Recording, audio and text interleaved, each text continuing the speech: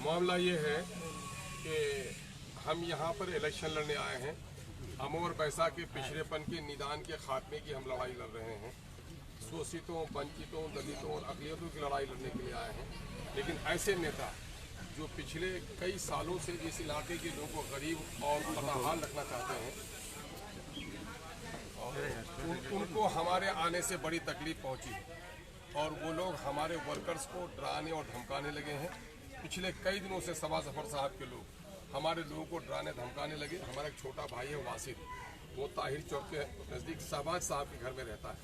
आज से 3 दिन पहले गाड़ी भरकर लोग आए वहाँ पर और इनका दरवाज़ा तोड़ने की कोशिश उन लोगों ने की और साथ ही अभद्र शब्दों से उन्होंने वो किया, नवाजा इनको, और ये भी कहा कि आगे तुम लोगों को देख लेंगे, और वो डराते धमकाते रहे। इसी तरह अधांग में टियरपाड़ा में जो हमारे वर्कर हैं उनको डराया और धमकाया जा रहा है।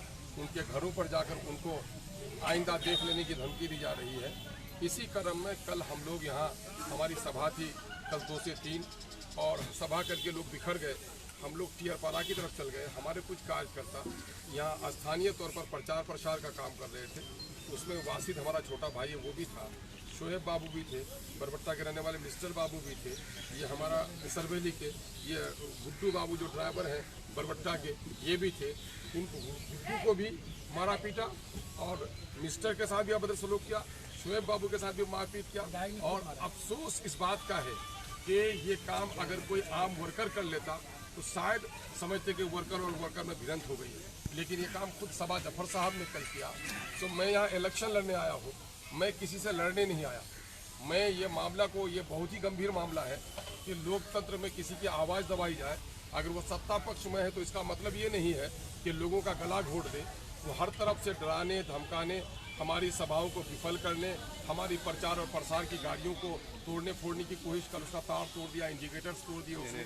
मैं इस मामले में, हालांकि कल पुलिस के नौजवान भी वहाँ खड़े थे, मैं इस वक्त इस मामले को यहाँ की जनता, अमोर बैसा की जनता के सामने में रखना चाह रहा हूँ कि इस वक्त कौन सा धंधा ये हो रहा है, ये कौन सी रंगदारी हो रही है।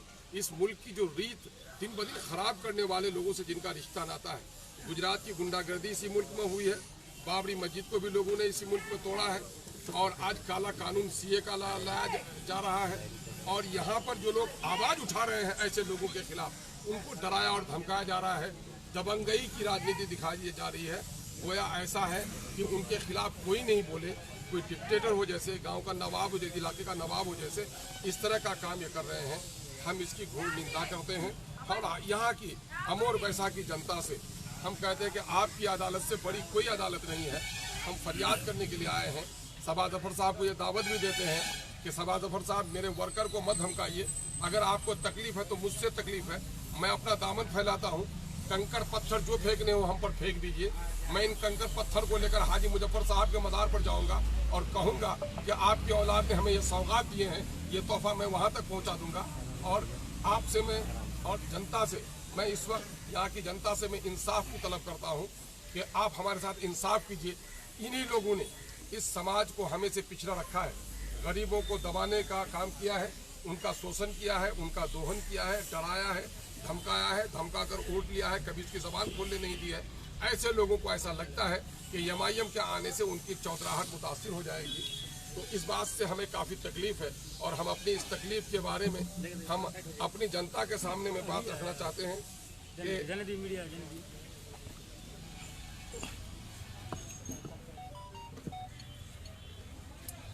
हम अपनी जनता के सामने में रख रहे हैं। और लोकतंत्र में इलेक्शन ही समाज को सही दिशा दशा दिखाती है और जनता की भावनाओं के मुताबिक सरकार बन रही है।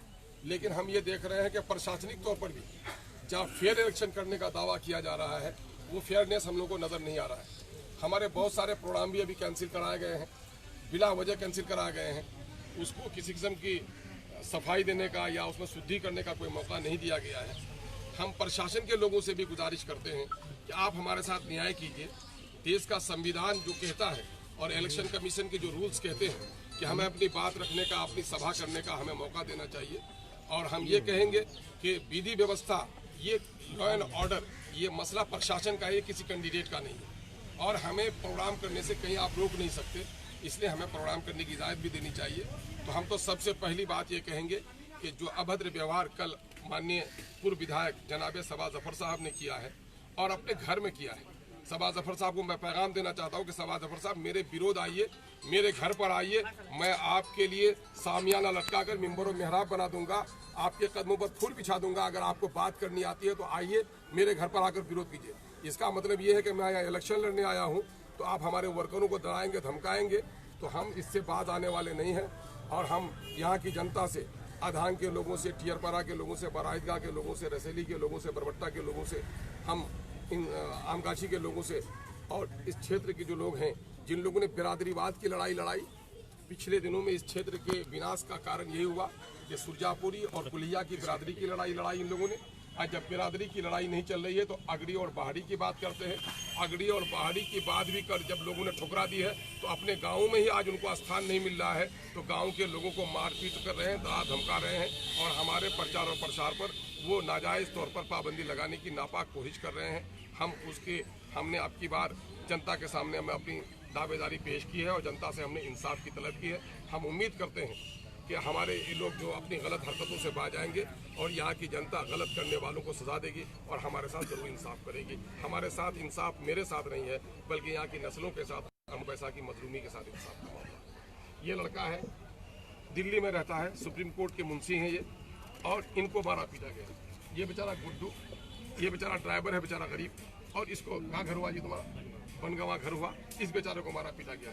ये मिस्टर हमारा, ये वर्कर है, इनको मारा पीटा गया है। इन बच्चों का क्या कसूर था? अगर कुछ भी कसूर है तो हमारा कसूर है। कंकर पत्थर फेंको तो हम पर फेंको भाई, हमारे वर्करों को, इन गरीबों को, अपने पड़ोसियों को क्यों जुल्म कर रहे हो? हम यही बात सबा जफर साहब को कहना चाहते हैं और यहाँ की जनता तक ये पैगाम पहुँचाना चाहते हैं कि हम पर जो जुल्म हुआ है इसका इंसाफ आप। सर, लिखित में कई शिकायत भी की गई है। हम लोगों ने आज यही कहा कि हम सबसे बड़ी अदालत जनता की अदालत को समझते हैं। हम अपनी जनता के सामने में आज अपनी तो प्रशासनिक तौर पर कोई कार्रवाई, प्रशासनिक तौर पर हम सोचेंगे, उसके सिलसिले में काम करेंगे। हम जनता सबसे बड़ी इंसाफ की घड़ी है। ये तो प्रशासनिक तौर पर रोकथाम का मामला हो सकता है, लेकिन जनता को ऐसे चरित्र के लोगों के लिए 5 साल का इंसाफ करना चाहिए। हम अपनी जनता के सामने अपनी फरियाद रखेंगे। चुनावी आचार संहिता का ये उल्लंघन है तो इसमें आपको रिपोर्ट करानी चाहिए क्या? यकीनन है कि हम हमारे वो जो लीगल सेल है उस मामले को देख रहा है और है ना, तो सोमोटो भी, जैसा कि मुझे खबर मिली कि पुलिस भी थी तो सोमोटो भी कर सकती है। हमारी लीगल टीम इस मामले को देख रही है, लेकिन चूंकि इस वक्त मैदान में हूँ, मैं मसरूफ हूँ, मेरी फुर्सत उतनी नहीं है, तो मैंने चाहा कि अपने दर्द को मैं अपनी जनता के सामने में पेश करूँ। अभी आपने बोला कि जिस तरह से एक साजिश के तहत आपके कार्यक्रमों को निरस्त किया जा रहा है, क्या आपको लगता है कि आगे भी आने वाले आपके प्रोग्राम जो है निरस्त किए जाएंगे? नहीं, हम लोगों ने तो ऑफिसर से इसकी शिकायत की है। अगर हमारे प्रोग्राम इस तरह निरस्त किए जाए तो फिर हम लोग इलेक्शन, हम उनको अपने ये प्रचार प्रसार को छोड़कर धरने पर बैठना पड़ेगा। किस तरह का कार्यक्रम ऐसा है जो आप बगैर किसी वजह के हमारे 18 प्रोग्राम कैंसिल किए?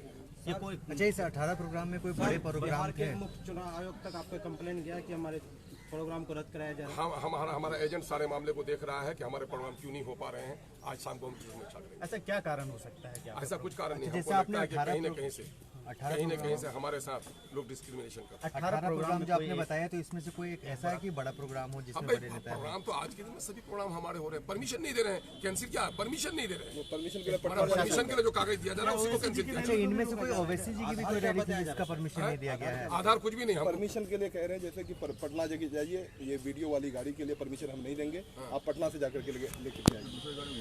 अच्छा, एक चीज बताइए, पिछले दिनों में हमने पार्लियामेंट का इलेक्शन लड़ा है और जो वीडियो वाली गाड़ी चलती है उसका परमिशन लोकल एडमिनिस्ट्रेशन होती है और अभी हमको उसके लिए पटना भेजा जा रहा है। तो कई चीजें हैं। अच्छा, ये बताइए, ये जो 18 कार्यक्रम हुए हैं, इनमें से क्या ओवैसी का भी कार्यक्रम था? सर, आपको परमिशन क्यों नहीं दिया जा रहा? कार्यक्रम में क्या ओवैसी का कार्यक्रम भी कोई था? अभी नहीं, उसमें उनका कार्यक्रम। अच्छा, आने वाले तारीख में ओवैसी जी के कार्यक्रम भी होने हैं? हाँ, होने, उसमें भी से कोई कैंसिल? कोई काम नहीं, उनके प्रोग्राम भी कैंसिल नहीं हुआ, उनका परमिशन के लिए भी हम लोग अभी कागज आगे बढ़ा। अच्छा, इस कैंसिल होने के पीछे आपको क्या लग रहा है? हमको तो लग रहा है कि हमारे साथ कहने के डिस्क्रिमिनेशन किया। ये कौन लोग होंगे ऐसे? जाहिर है कि जिनको परमिशन देना है उन्हीं का। इस हालात में आप अपने कारकुनों को, आपके वर्करों को क्या हम अपने वर्करों को यही कहते हैं कि अपनी रवानी को और तेज कर दें, घर घर जाएं। हमें अगर दबाया कुचलाया जा रहा है तो दबने कुचलने से सूखी लकड़ी में आग लगती है और वहीं से चिंगारी फूटती है। आप इनकलाब पैदा कीजिए, घर घर में जाइए और लोगों तक अमन के साथ वोट डालने की कोशिश कीजिए। हम अमन और अमान के पैगाम्बर हैं, हम शांति को स्थापित करना चाहते हैं। हम अपने वर्करों से कहते हैं कोई तुम पर हाथ उठाए तो तुम उस पर फूल बरसा दो, लेकिन अपने काम की तरफ आगे बढ़ते रहो और 7 तारीख को जनता खुद फैसला